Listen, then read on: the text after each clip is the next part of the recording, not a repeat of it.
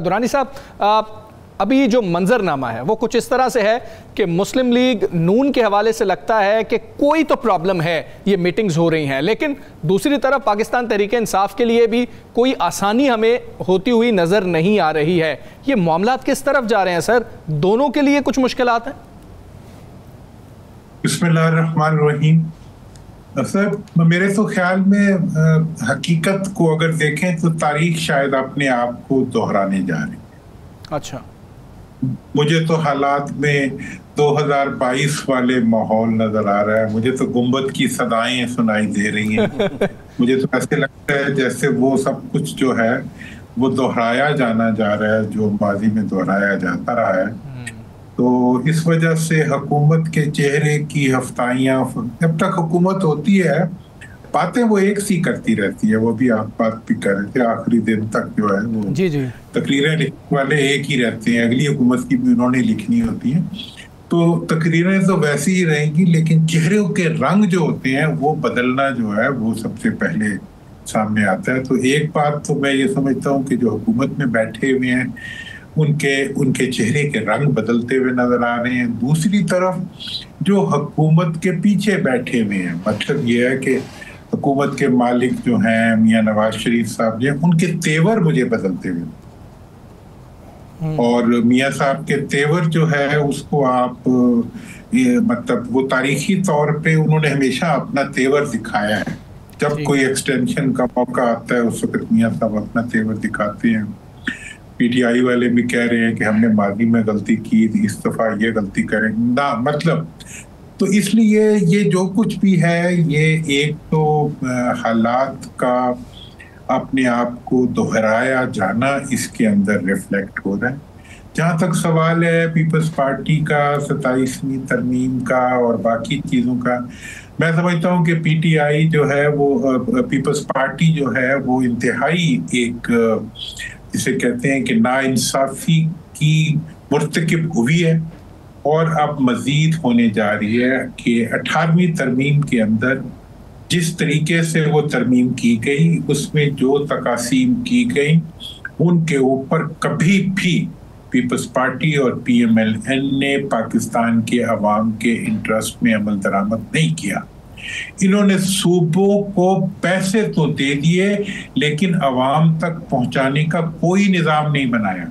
मैं वाहिद पार्लियामेंटेरियन हूं जिसने 18वीं तरमीम के मौके पे खड़े होके ये बात पार्लियामेंट में कही थी कि ये बोरियां भर भर के जो आप पैसे सूबों के चीफ मिनिस्टर्स की जाती फंड के अंदर डाल रहे हैं, इसमें कोई निज़ाम आप नहीं दे रहे कि ये जिलों और तहसीलों और अवाम तक पहुंच सके।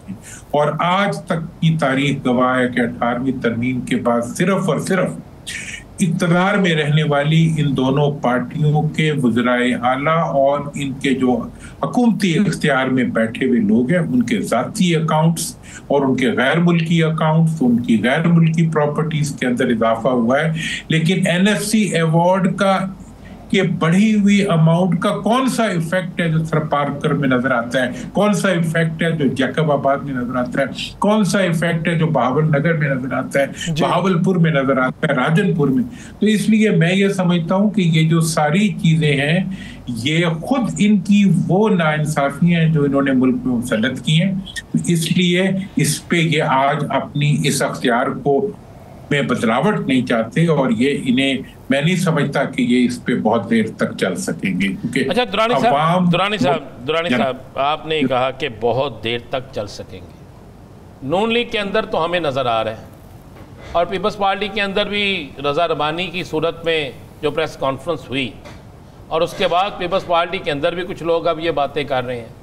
तो आपको क्या नज़र आ रहा है इस्लामाबाद के अंदर भी जो कुछ हो रहा है, जो सूरत हाल बनी हुई है सियासी भी और दीगर सूरत हाल भी, इस सारी सूरत हाल में पीटीआई को तो साइड पे रख देते हैं, उनके साथ वो समझे खुडे लाइन है इस वक्त तक, लेकिन ये जो खुडे लाइन लगाने वाली दो जमातें हैं और बमा मौलाना साहब, आपको इनका मुस्तकबिल और कितने दिन का नज़र आ रहा है सियासी मैदान में?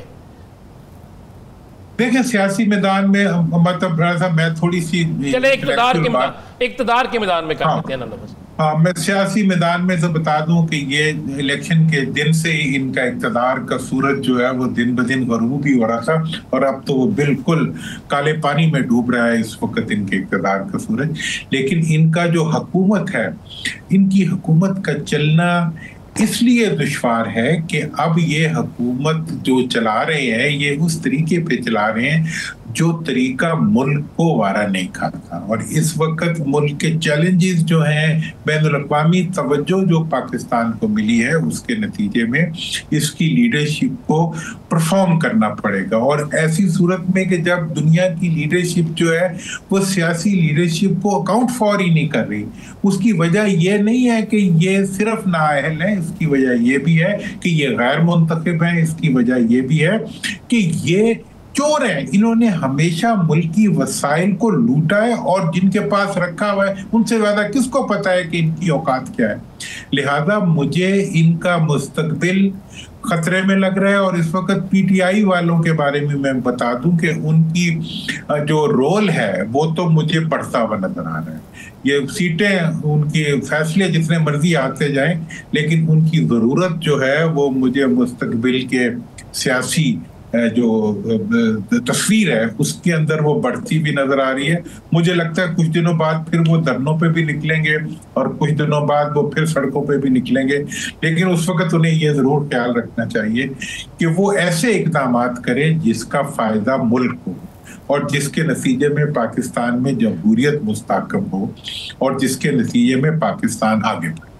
तो ये मुझे बिल्कुल साहब ये बताइएगा कि ये जो आपने बात की कि ये जो आप एक्सटेंशन के हवाले से बात कर रहे थे कि नवाज शरीफ साहब अंगड़ाई लिया करते हैं, और अब जो है वो एक पिछले हफ्ता 2 हफ्ते में हमने जो है कुछ एक्टिविटीज़ इस हवाले से देखी, लेकिन जो लेजिस्लेशन है, जो कानून साजी है, वो तो बड़ी क्लियर है उस मामले में कि 5 साल वाली जो कानून साजी है उसका तो नवंबर 25 के साथ कोई ताल्लुक भी नहीं है।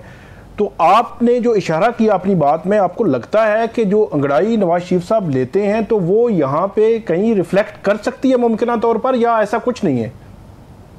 देखिए, इससे तो इस पे ज्यादा अच्छी बात तो कोई माहिर कानून कह सकता है। ये जब कोई काम कर भी रहे होते हैं तो उसमें भी कोई ऐसी पिन लगा देती है जो पिन आम तौर पे नजर नहीं आया करती। अब इस चीज पे आप लोग भी तहकीक करें।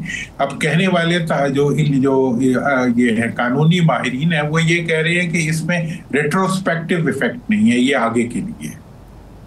मतलब ये आईनी तरमीम जो है ये माजी पे एप्लीकेबल नहीं होगी, ये नून के हल्के कह रहे हैं। ये आइंदा के लिए, अगर माजी पे नहीं होगी तो फिर तो इनका रोल बन रहा है। लेकिन ये चीज जो है ये आप लोगों को, ये नून का क्लेम है।